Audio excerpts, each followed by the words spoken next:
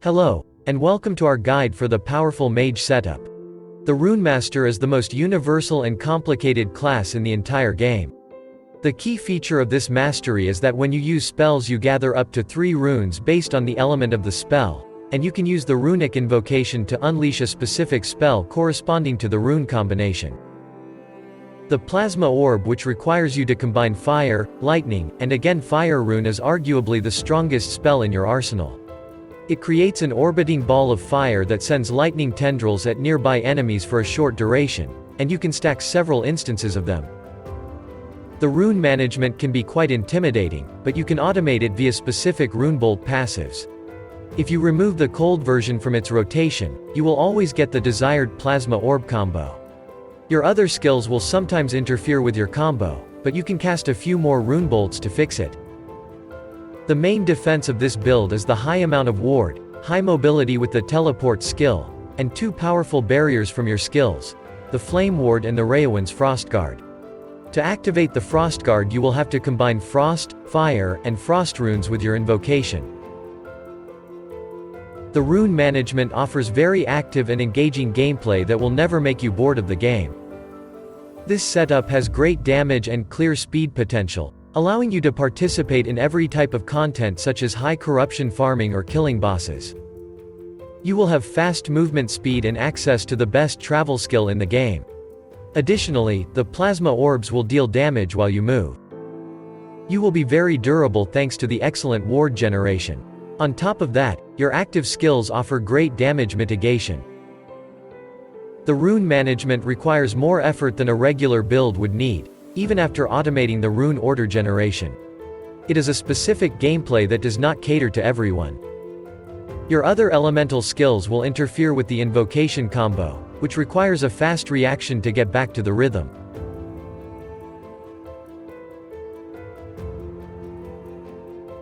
The unique items used in this build are important factors to scale your damage, but are not necessary for the build functionality. It will work just fine at low corruption levels without them too. The combination of fundamental criterion and the Morning Frost makes stacking dexterity a very potent way to scale your damage. Your ward is mostly sourced from the Twisted Heart. The fundamental criterion is probably the best armor for any runemaster that can make use of a specific rune combination. In our case it grants 3% more damage for every point of dexterity you have. It also significantly boosts your damage when you use a scepter, but proper wands can outperform that bonus later. This pair of boots further encourages stacking the dexterity, as it will grant you tons of flat cold damage for your spells, on top of the more multiplier you get from the body armor. However, as you obtain more dexterity, you will have to acquire more cold and physical resistances on your remaining gear. The Bone Claymore Barbet helmet grants you the 2 attributes you care about the most: a decent amount of necrotic resistance, and plenty of ward regeneration. Thanks to the legendary potential options you can amass double the amount of dexterity the regular rare helmet could provide. The additional cast speed and spell skill level are quite useful on their own, but the main reason to use this relic is the absurd amount of ward you gain every time you cast a spell. Thanks to the health leech you will have an endless supply of health to convert. This unique wand offers you insane amounts of damage by stacking 8 negative ailments on your enemies, which you will apply very quickly. It also greatly improves your cast speed. It lacks a flat amount of spell damage, which is why you will have to get it from other sources.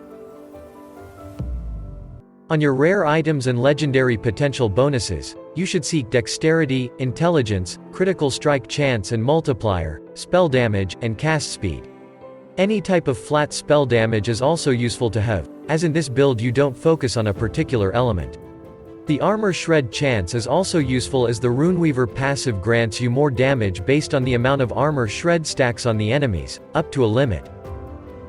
To improve your survivability you should aim for ward-specific bonuses, such as ward retention or ward decay threshold.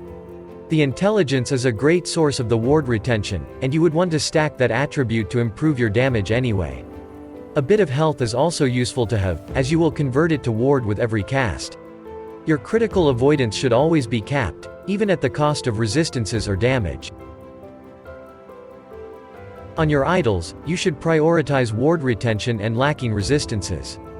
Your cold and physical resistance will be particularly low due to your boots. A bit of health is also useful to improve your conversion. To scale your damage, you should aim for critical strike chance, flat spell damage, or cast speed while under the effect of lightning aegis.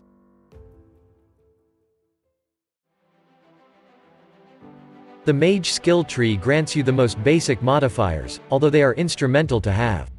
You will gain plenty of intelligence, resistance, and cast speed.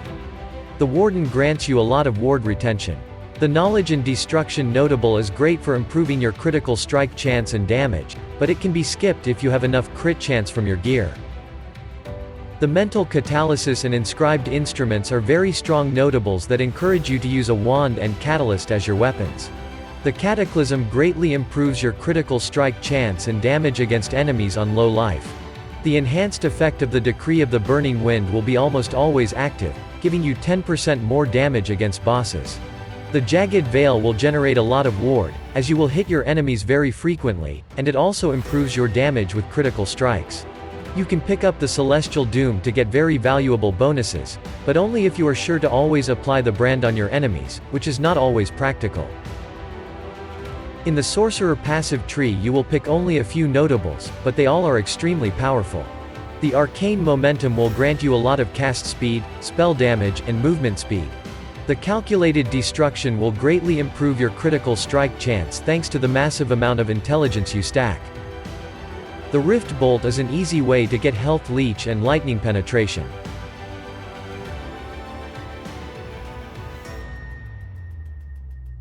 Your main source of damage is the Runic Invocation.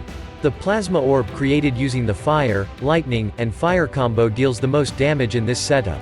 But if you happen to use a different spell, it will still deal plenty of damage.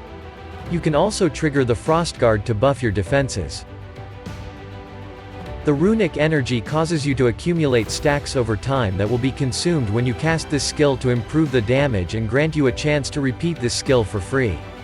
The Word of Lagan greatly improves your critical strike chance, but you can focus your additional points on the Elemental Lore or Unbridled Ruin more. To generate correct runes and recover mana you will use the Runebolt skill. By default it uses all 3 elemental types, but you can change that behavior to match your needs. The Runeweaver and the connected notables will grant you a lot of damage, crit chance, mana, and ward generation. The Searing Dart is a very important notable that disables the Cold Bolt, which allows this skill to grant you the correct rune order for the invocation on its own. Teleport is your main traveling skill. It is undoubtedly one of the best skills in the game for movement, as it instantly teleports you to the desired place. Thanks to this skill tree you will have lots of protection after each use. The Ether Barrier grants you tons of ward for casting the teleport, and the Stable Bubble grants you ward retention which affects all your other sources of ward too. The Time Dilatation doubles the duration of those bonuses, so you can have them permanently as long as you use this skill frequently enough. The Flame Ward is probably the strongest defensive skill in the game, you should use it often. It grants you a lot of ward and significantly reduces the damage you take during its effect. The Dual Aegis grants you an additional charge, so you can use it more often.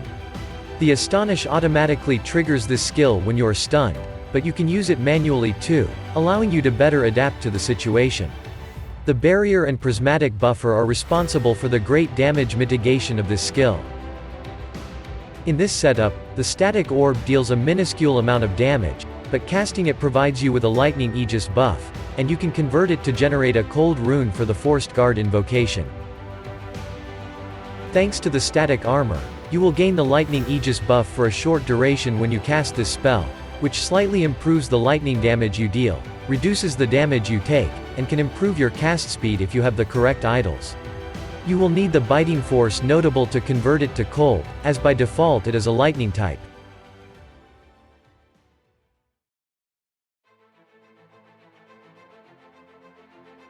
In the Black Sun timeline, you will have a lot of valuable options to choose from.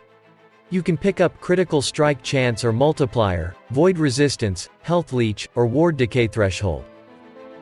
At the Age of Winter timeline, you can obtain very potent bonuses for either physical or cold resistance.